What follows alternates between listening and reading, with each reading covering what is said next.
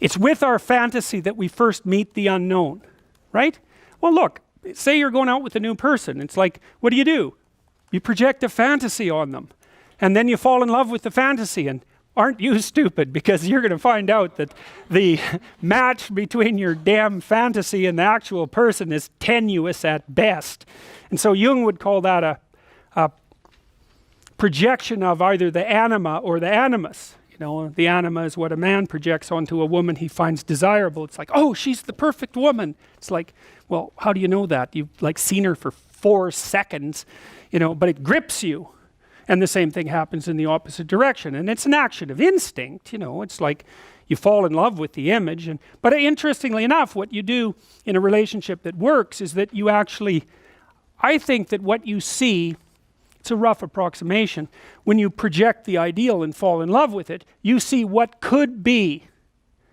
It could be that, but it's going to take you a hell of a lot of work, because like you got no shortage of flaws and the other person has no shortage of flaws, and so you're bringing your flaws together, and that's going to produce a lot of friction, and you're going to have to engage in a lot of dialogue before you approach that level of perfection again. But maybe you can do it, and then you get to live happily ever after. Well, wouldn't that be nice?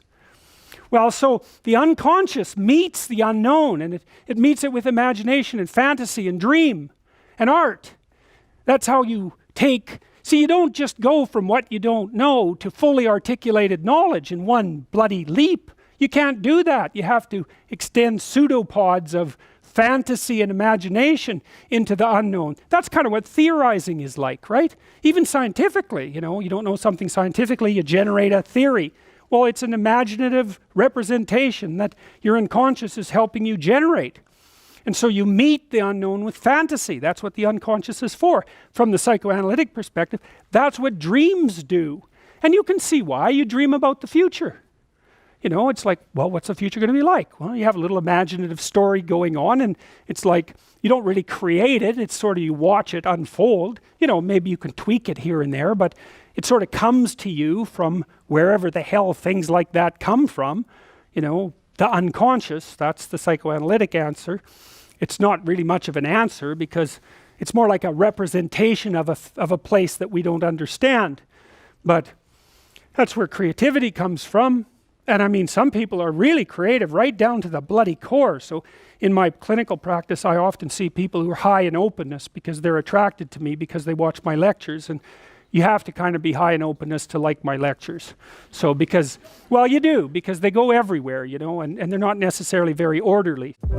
You know, it's interesting, we've become so comfortable with the illusion of privacy online. Many people think using incognito mode keeps their browsing private, but here's the reality. Your internet service provider, mobile carrier, and even your network administrator can still see every website you visit. That's why I use ExpressVPN. Think of it as creating a secure tunnel for your online activity. What impresses me most about ExpressVPN is how they've managed to combine sophisticated security with remarkable simplicity. One click and you're protected across all your devices, your phones, your laptops, tablets, everything. That's why they're consistently rated #1 by tech experts at CNET and The Verge. Right now, you can take advantage of ExpressVPN's Black Friday/Cyber Monday offer to get the absolute best VPN deal you'll find all year. Use the link expressvpn.com/Jordan to get an extra 4 months with the 12-month plan, or 6 extra months with the 24-month plan, totally free. That's expressvpn.com/Jordan to get an extra 4 months or even 6 months of ExpressVPN for free.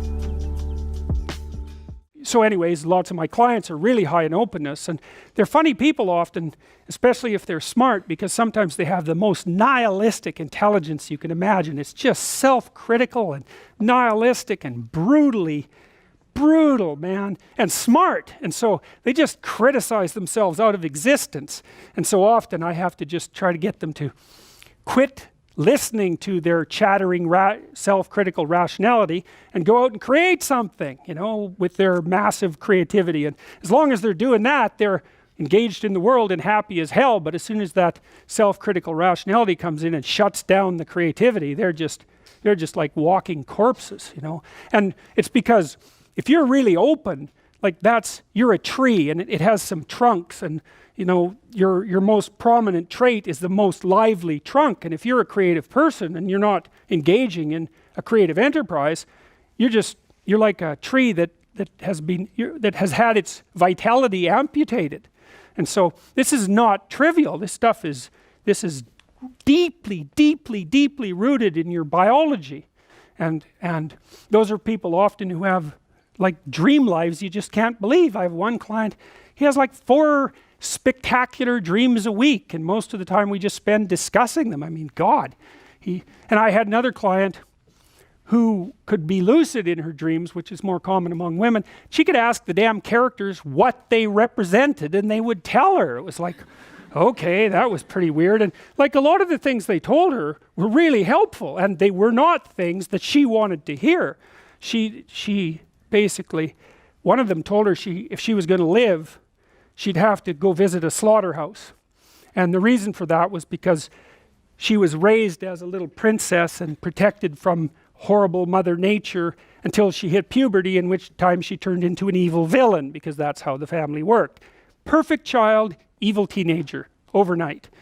And then, well, that was hard on her, and she wasn't prepared because she thought the world was princess world, and, you know, she couldn't go through a butcher store without having a fit. And no wonder, you know, like, really, Jesus, you know, it's no wonder, but you do it. But she couldn't, so we used to go to butcher stores, and that would make her cry, and that she was a vegetarian, that would make her cry, and, you know, bemoan the cruelty of the world. And it's like, yeah, fair enough, man, those are bloody slabs of meat. It's like, I don't know why everyone isn't screaming when they walk through the butcher store, but you got to get used to it, man, because you can't live in the world otherwise. And so the dream character, who was a gypsy, told her that she had to go visit a slaughterhouse, which seemed rather impractical.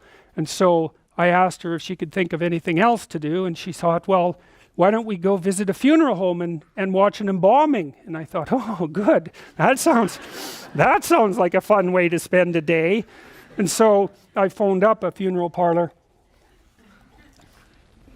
and I said I had a client who was terrified of death. Yeah, and I was a therapist who was also a little shaky on the concept myself.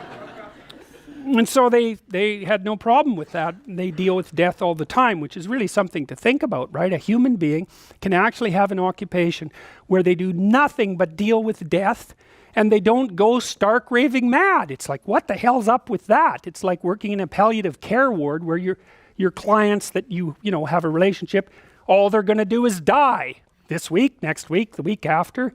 People do that. It's like, those people are tough, man. They're tough. So anyways, we went and watched this embalming, which was, I have a rather high level of disgust sensitivity, so it was a little on the rough side for me.